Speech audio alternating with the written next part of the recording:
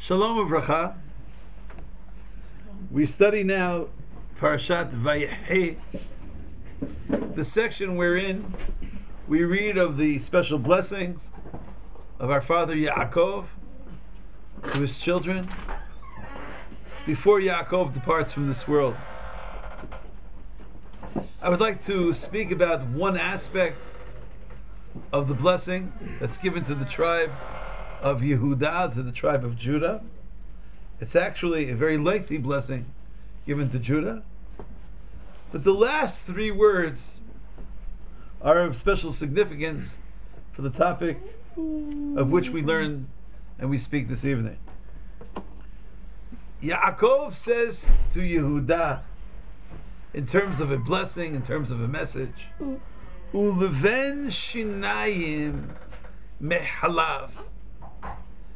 Yehudah will be blessed with a special blessing of milk. Eretz Yisrael generally has a special blessing of milk many times in the Torah. We read of the notion of Eretz Zavat Halav, a land that's flowing with milk. But specifically it seems that the land of Yehudah will have a special blessing of Halav.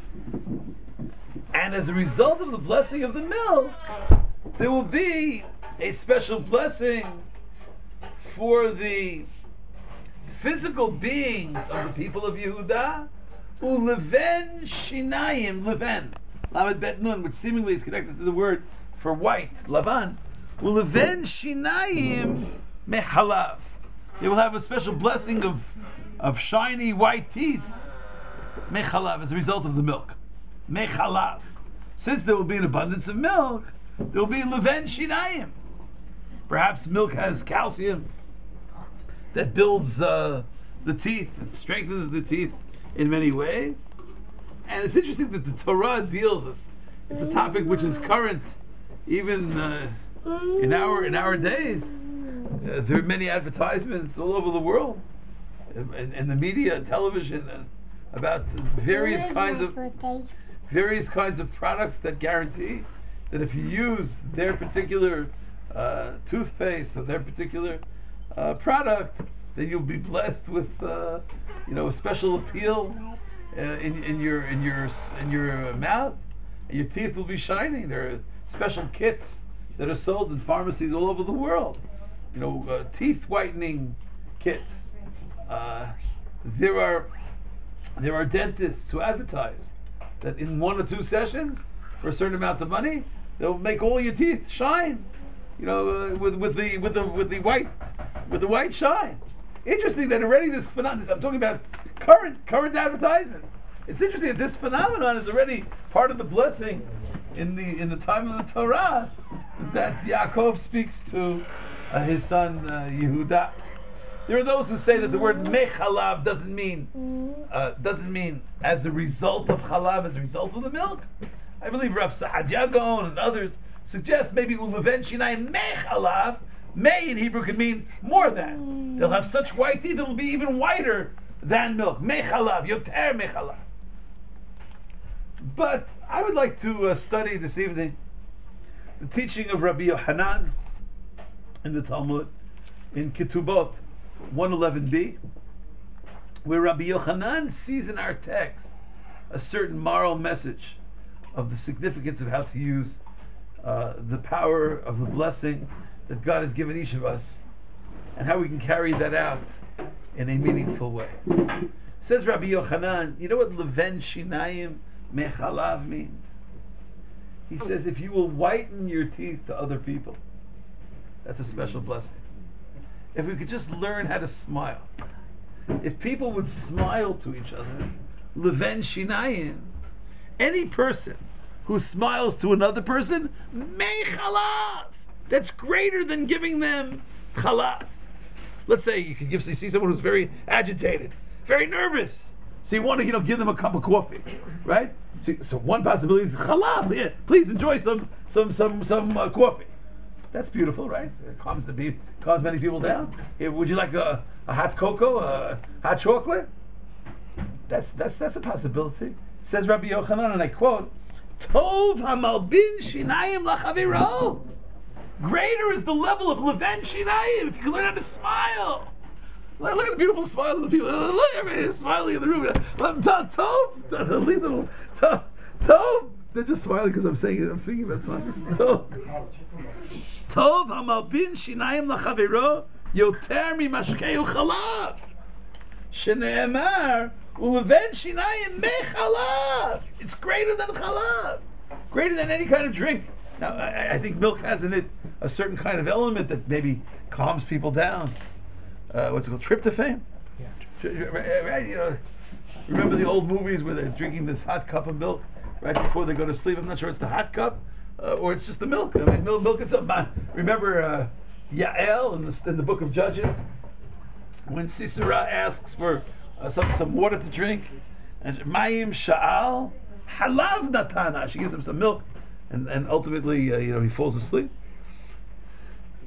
Maybe, according to our text in the Talmud, according to the rabbinic reading, of course, not the simple interpretation of the text, according to the rabbinic reading of our section, the Torah is charging us with the message of how important it is to learn how to smile to people.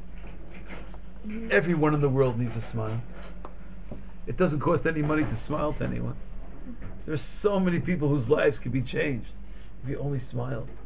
Uleven shinayim. If we only can learn. Sometimes we work with people who need a smile. That's all they need. They need a smile. A smiley, encouraging, good morning, good afternoon, good evening. A blessing to someone with a smile. There's a song about it. Yeah. Smile when your heart is breaking. Smile. Maybe it was written by Rabbi Yochanan. Yeah, that's right. What? I don't think so. No? You have a nice smile. Leven shinayim. Leven shinayim mechalav. I think that, if we would just smile at the people that we encounter. Let's say you get on a bus. You know how difficult it is to drive a bus? And I'm not talking about the difficulty in terms of maneuvering the bus. It's about the difficulty of just sitting all day, in one place. Let's say you smile to the bus driver, or you say thank you with a smile as you get off the bus. In some places, some countries, they advise you should get off only in the middle doors. Let's say intercity buses. Here in Israel, for sure, no one is going on the bus at that point. So get off the bus and smile to the bus and say thank you. Smile to the guard in the bank or in the supermarket. Smile to the cashier. Smile to the people. You could change the world with a smile. Eventually, we just smile to your spouse. Smile in the morning when you get up to your father, to your mother. Smile to your children. Smile to your teachers. Smile to your students. You know what the world would be like? Uleven shinayim. We just walk around with teaching the whole world. Teaching the whole world about smiling. It would seem, there are two teachings in the Ethics of the Father. In one section, chapter 1 of Pirkei Avot, we study Havei mekabel et kol ha'adam b'sever panim yafot. Greet every person with a cheerful countenance. Greet every person with a cheerful countenance. And then in chapter 3 we read, Havei mekabel et kol ha'adam b'simcha. Greet every person with joy. For years I thought they're saying the same thing twice. It says sever panim yafot. Sever panim yafot means a cheerful countenance. Simcha means joy. I studied in Yalkut Me'am Loez. He suggested, no, maybe B'simcha means you should really feel happy inside. Your internality, your internal process should feel joy. But if you're not happy inside, at least do what it says in chapter 1. At least smile to people. Greet people warmly. Even if you're in the middle of going through a certain issue in your life and someone comes to your door, they don't know what's happening in your life. Smile. Greet them warmly. Leven shinayim. Learn how to. I read in one book, maybe it was Rabbi Pliskin's book. I think he spoke about a certain rabbi who was standing in front of a mirror, and he was smiling with different poses, like different kinds of smiles. Pose number 1, pose number 2, pose 3. One of his students said, "Rabbi, what are you doing?" So he said, "Well, I'm trying to figure out which smile would bring the most joy, to the people that I encounter in my life. Well, the story about... You want to say something? Yep.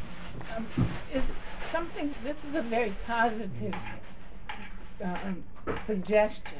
Is it a commandment, or is it as opposed to don't do this and don't do that and this kind of thing? Well, I think that what I quoted from the Ethics of the Fathers is a teaching. Yes, that's what we're supposed to do. We're supposed to learn how to greet people warmly, enthusiastically, with a smile. I mean, there was a story, I believe, of Rabbi Yisrael Salanter, whose student was walking around with a gloomy, serious face. And the rabbi said to him, the founder of the Musar movement, why do you look so sad? He said, Rabbi, it's the 10 days of penitence. Life and death are on the line. Who will live and who will die? So he said, but why are you walking around with such a sad face? You're bringing sadness to me. Rabbi, you don't understand. I don't understand the 10 days of penitence. But your face, in a certain level, is a public domain. I mean, you can't just cause people pain. It's that kind of idea. And we have many stories in our tradition about people who smile to other people. I was privileged to study in Yeshiva Torah V'Dat, and one of the spiritual leaders of that yeshiva's name is Rabbi Yaakov Kamenetsky. And I read in, I think in the book of Rabbi Yaakov, I also heard the story more than once about how he would smile to people. He was a person who really developed a beautiful smile. And the way the story goes in Muncie, several weeks after he passed away, 2 nuns in full garb enter the yeshiva. They say, they want to speak to the rabbi. And the secretary says, did you know the rabbi? What do you mean, did I know the rabbi? The rabbi is no longer living. The rabbi is no longer alive. They start crying. Were you close to the rabbi? Not really.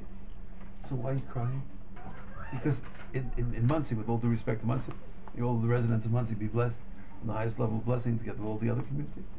The way I read the story, the way I heard it, was that not everyone in Muncie, in the religious Jewish community, was so actively involved in warmly greeting nuns walking down the street. But Rabbi Kamenetsky, it seemed, who was probably one of the spiritual giants, surely, of the community, if not the spiritual giant, they said each morning he was the one who always was there to greet them. Rabbi Yochanan ben Zakkai is spoken of in the Talmud as living, maybe 120 years, and there was never anyone who greeted him before he had already greeted them. Even the non-Jews in the marketplace, even the non-Jews in the street.